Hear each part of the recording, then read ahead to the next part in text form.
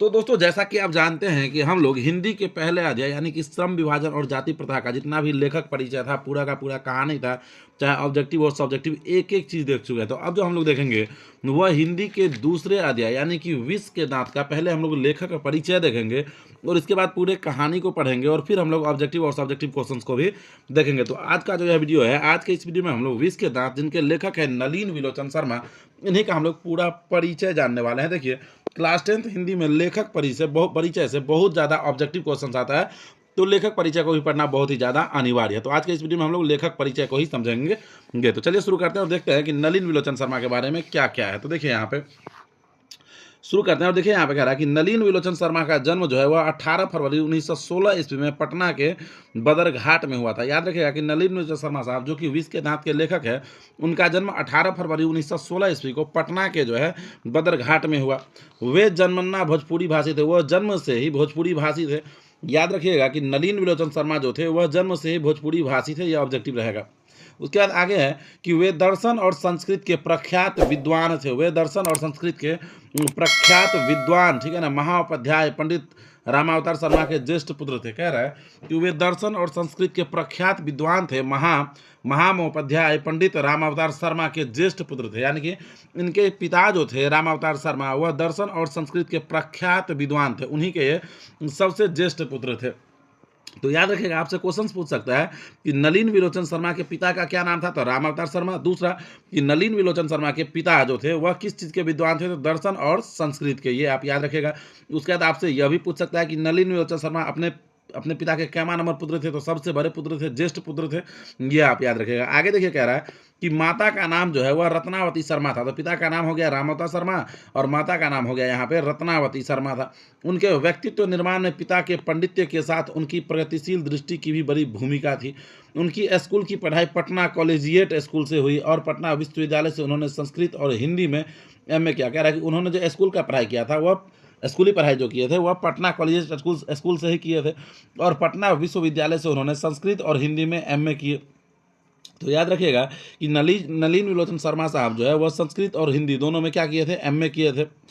ठीक है। उसके बाद देखिए आगे कह रहा है कि वे जो है वे हर प्रसाद दास जैन कॉलेज आरा, रांची विश्वविद्यालय और अंत में पटना विश्वविद्यालय में प्राध्यापक रहे। सन 1959 में वे पटना विश्वविद्यालय के हिंदी विभाग के अध्यक्ष हुए और मृत्युपरांत 12 सितंबर 1961 ईस्वी इस पद पर बने रहे। तो यहाँ से क्या क्या चीज़ आपको समझना है कि एक तो यहाँ पे नलिन विलोचन शर्मा साहब का जो मृत्यु हुआ था वह 12 सितंबर 1961 ईस्वी को हुआ था, यह आप याद रखिएगा। आगे इसमें यह है समझने वाला बात कि सन 1959 ईस्वी में वे पटना विश्वविद्यालय के हिंदी विभाग के अध्यक्ष हुए।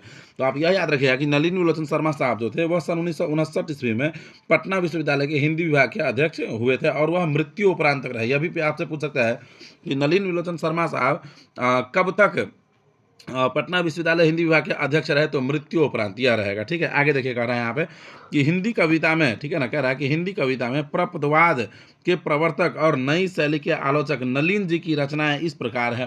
कह रहा है कि दृष्टिकोण साहित्य का इतिहास दर्शन, ठीक है ना, दृष्टिकोण में याद रखेगा कि साहित्य का इतिहास दर्शन, मानदंड हिंदी उपन्यास में हो गया आपका यहाँ पे विशेषतः प्रेमचंद, साहित्य तत्व और आलोचना।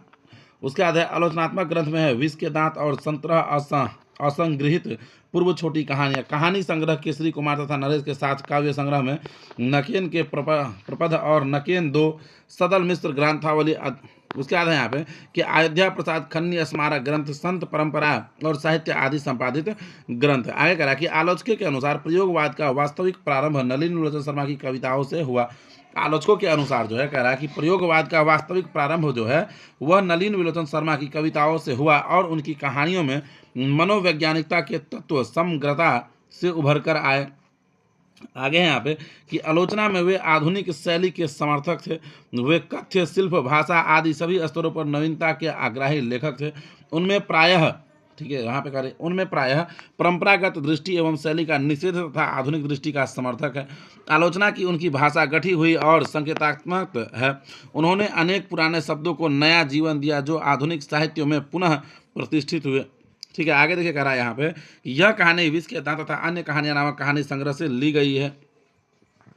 यह कह रहा है कि यह कहानी जो है विष की दांत तथा अन्य कहानियां, यह नामक कहानी संग्रह से ली गई है। यह कहानी मध्य वर्ग के अनेक अंतर्विरोधियों को उजागर करती है। कहानी का जैसा ठोस सामाजिक संदर्भ है, वैसा ही स्पष्ट मनोवैज्ञानिक आशय भी है। आर्थिक कारणों से मध्य वर्ग के भीतर ही एक और सेन साहब जैसों की एक श्रेणी उभरती है, जो अपनी महत्वाकांक्षा और सफेद पोशी के भीतर लिंग भेद जैसे कुसंस्कार छिपाए हुए हैं, तो दूसरी ओर गिरधर जैसी नौकरी पेशा निम्न मध्यवर्गीय व्यक्ति की श्रेणी है, जो अनेक तरह की थोपी गई बंदिशों के बीच भी अपने अस्तित्व को बहादुरी और साहस के साथ बचाए रखने के लिए संघर्षरत है। यह कहानी जो है, यह सामाजिक भेदभाव, लिंग भेद, आक्रामक स्वार्थ की छाया में पलते हुए प्यार दुलार के कुपरिणामों को उभारती हुई सामाजिक समानता एवं मानवाधिकार की महत्वपूर्ण वानगी पेश करती है। तो ये जो था, ये नलिन विलोचन शर्मा साहब के बारे में था। तो सबसे पहले आप याद रखिएगा कि नलिन विलोचन शर्मा साहब का जन्म 18 फरवरी 1916 ईस्वी को पटना के बंदरघाट में हुआ था। वे जन्म से ही भोजपुरी भाषी थे। वे दर्शन और संस्कृत के प्रख्यात विद्वान रमावतार शर्मा के ज्येष्ठ पुत्र थे। इनके माता का नाम था रत्नावती शर्मा। उनके व्यक्तित्व निभाने पिता के पंडित्य के साथ उनकी प्रगतिशील दृष्टि की भी बहुत बड़ी भूमिका थी। उसके बाद आपको यह याद रखना कि उनकी स्कूल की पढ़ाई जो है वह पटना कॉलेजिएट स्कूल से हुई थी और पटना विश्वविद्यालय से उन्होंने संस्कृत और हिंदी में एमए किया था। उन्होंने एमए किस सब्जेक्ट में किया था? तो संस्कृत और हिंदी में, यह आप याद रखिएगा। तो ये जो है, ये इनका लेखक परिचय हो गया विष के दांत के लेखक का, यानी कि नलिन विलोचन शर्मा के बारे में। अब जो हम लोग नेक्स्ट वीडियो में पढ़ेंगे, वह हम लोग इसका पूरा कहानी पढ़ेंगे। विष का दांत जो है, इसका पूरा कहानी पढ़ेंगे और इसको पढ़ने के बाद हम लोग इसका ऑब्जेक्टिव क्वेश्चंस भी देखेंगे, सब्जेक्टिव क्वेश्चंस भी देखेंगे। तो इसको देखने के लिए आपको करना होगा कि वीडियो को लाइक करके चैनल को सब्सक्राइब करना होगा। तो आप लोग जो है वीडियो को लाइक करके चैनल को सब्सक्राइब कर लीजिए।